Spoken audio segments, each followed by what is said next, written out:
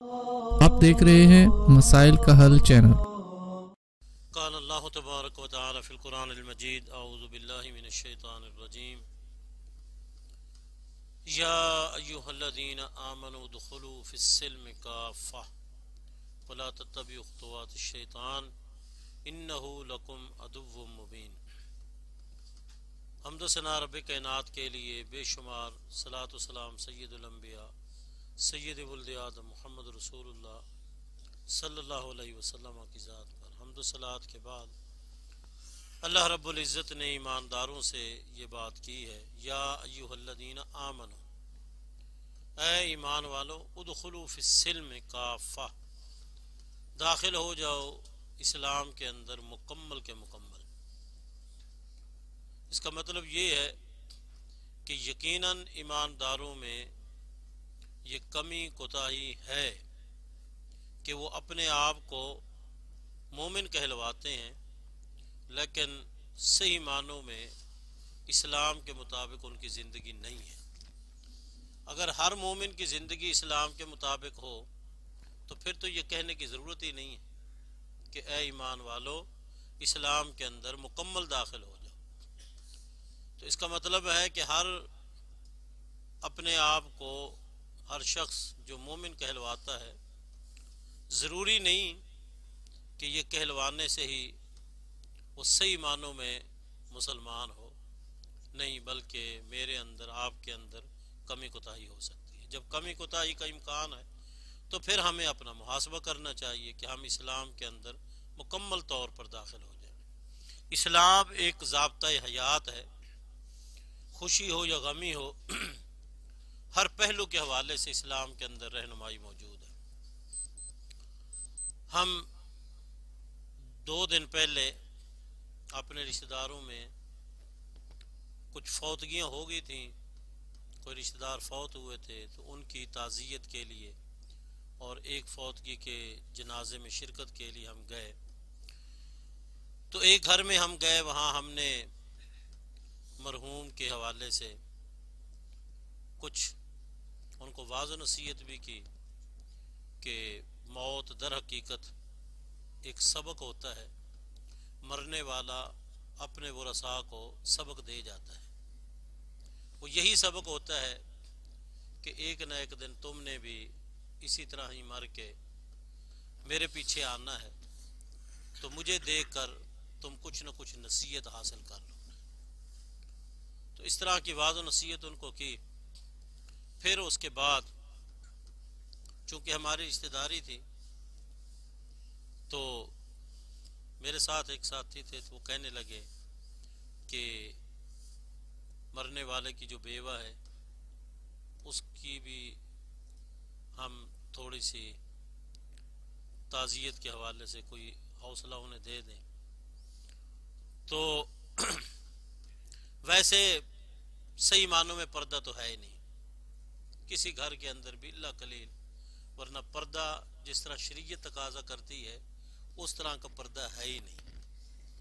جن جن لوگوں سے حکم دیا ہے کہ پردہ کرو، تو بہت الا قلیل کوئی گھر ایسا ہو جہاں وہ دعویٰ کر سکے کہ میں شریعت کے مطابق پردہ کرا رہا ہوں۔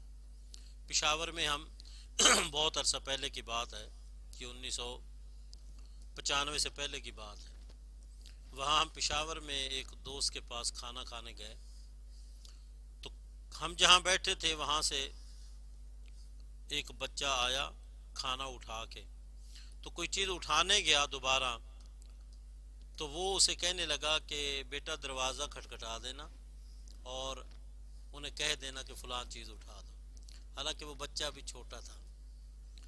تو میں نے شیخ صاحب سے سوال کر لیا جو ہمارا میزبان تھا کہ یہ تو بچہ ہے، تو آپ اسے کہہ رہے ہیں کہ دروازہ کھٹکھٹا کے اندر سے چیز لے آئے، تو کیا یہ اندر نہیں جاتا؟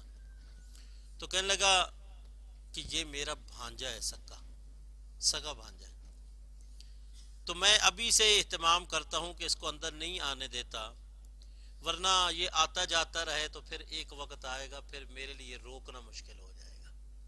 اللہ، کہ ایک وقت ایسا آ جائے گا پھر میرے لیے روکنا مشکل ہو جائے گا. اور وہ ساتھی جو ہمارا میزبان تھا اللہ نے اس کو شہادت کی موت دی. تو بہرحال میں یقین کریں ان کی اس بات کو سن کر نا میں اپنا محاسبہ کرنے لگا کہ ہم تو اس کے مقابلے میں کچھ بھی نہیں ہیں، کہ ہمارے گھروں کے اندر تو شرعی پردہ ہے ہی نہیں. تو اس نے یعنی کتنی اس کی عظیم سوچ ہے کہ یہ بھانجا ہے، کل کو روکنا اس کے لیے مشکل ہو جائے گا. ابھی سے وہ اہتمام کرتا ہے کہ اب وہ اتنا بڑا ہو گیا کہ اس کو اندر آنے جانے نہیں دیتا.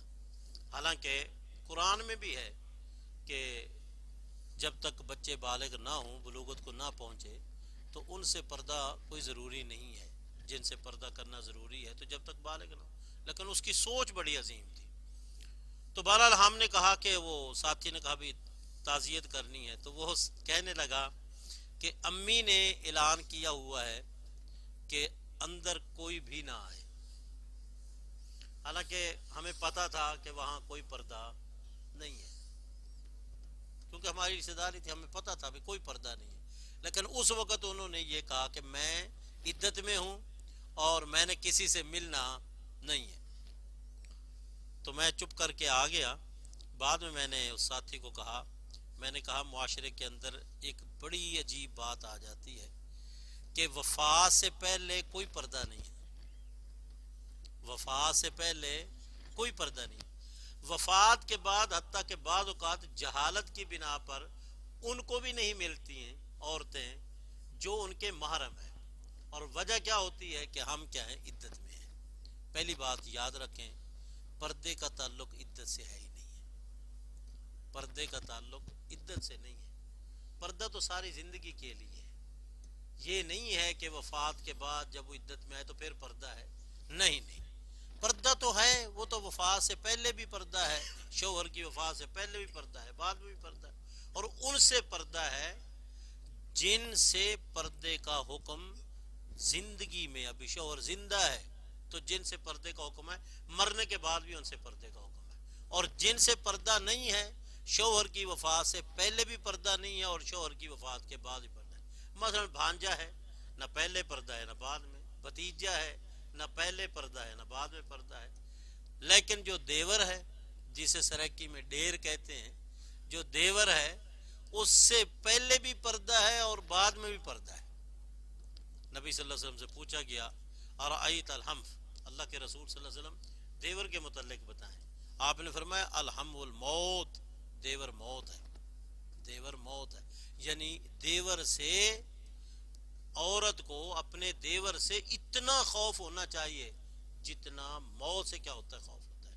اور ہمارے معاشرے میں اس وقت دو خرابیاں ہیں. کیا؟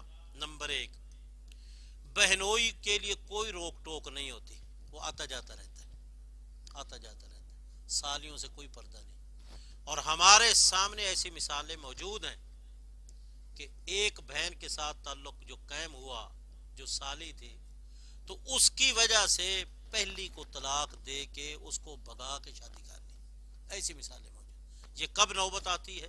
یہ اس وقت نوبت آتی ہے جب ہم شریعت کے مطابق پردے کا حکم نہیں دیتے. اس وقت یہ نوبت آتی ہے. ایسا بھی ہوتا ہے ہمارے معاشرے میں، جہاں ہم اپنی بیٹی دے دیتے ہیں، بہن دے دیتے ہیں، تو پھر جب بچہ پیدا ہونے والا ہوتا ہے تو پھر وہ کہتا ہے کہ بہن کو بھیج دو، کچھ دن اپنی بہن کی خدمت کر دیں. یہی وہ موقع ہوتا ہے، یہاں سے پھر غلط طریقہ اختیار ہوتا ہے، غلط تعلقات قائم ہوتے ہیں، جس کے نتیجے میں وہ بہن ہی اپنے بہن کے گھر کی بربادی کا سبب بن جاتی ہے. محترم ساتھیو، شریعت اس کو ہم نے مد نظر رکھ کر ہم نے زندگی گزارنی ہے. اور شریعت نے جو جو حکم دیا ہے اس میں ہمارے لیے دنیا میں بھی فائدہ ہے اور آخرت میں بھی فائدہ ہے. تو عدت کا معنی یہ نہیں ہے کہ پہلے پردہ نہ کرو اور عدت میں آ کے پردہ کرو. پردہ تو پہلے بھی کرنا ہے، بعد میں بھی کرنا ہے. اور دوسری بات یہ یاد رکھیں، عدت کا معنی یہ نہیں ہے کہ آپ عدت میں ہیں تو اب آپ حتیٰ کہ کوئی بیمار ہو جائے تو باہر نہیں نہیں.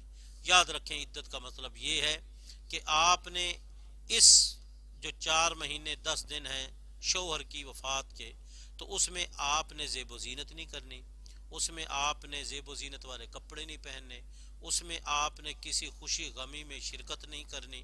البتہ اگر مجبوری ہے، آپ بیمار ہو گئے تو آپ علاج کے لیے باہر جا سکتے ہیں، ڈاکٹر کے پاس جا سکتے ہیں، اس میں کوئی روک ٹوک نہیں ہے۔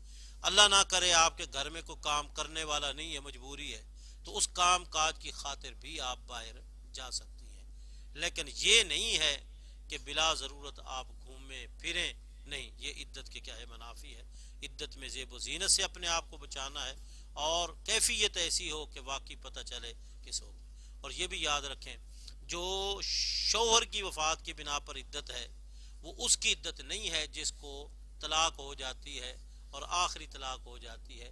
اس کی جو 3 مہینے عدت ہے وہ دوسری جگہ شادی کرنے کے لیے ہے، لیکن یہ نہیں ہے کہ اس کی عدت کے احکام بھی وہی ہے جو متوفی عنہا زوجہا، جس کا شوہر فوت ہوتا ہے، اس کی عدت کے احکام، یہ نہیں ہے۔ متعلقہ کی عدت صرف اس حد تک ہے کہ وہ دوسری جگہ شادی کرنے کے لیے 3 مہینے گزارتی ہے، باقی وہ زیب و زینت بھی اختیار کر سکتی ہے اور وہ خوشی غمی میں بھی شرکت کر سکتی ہے۔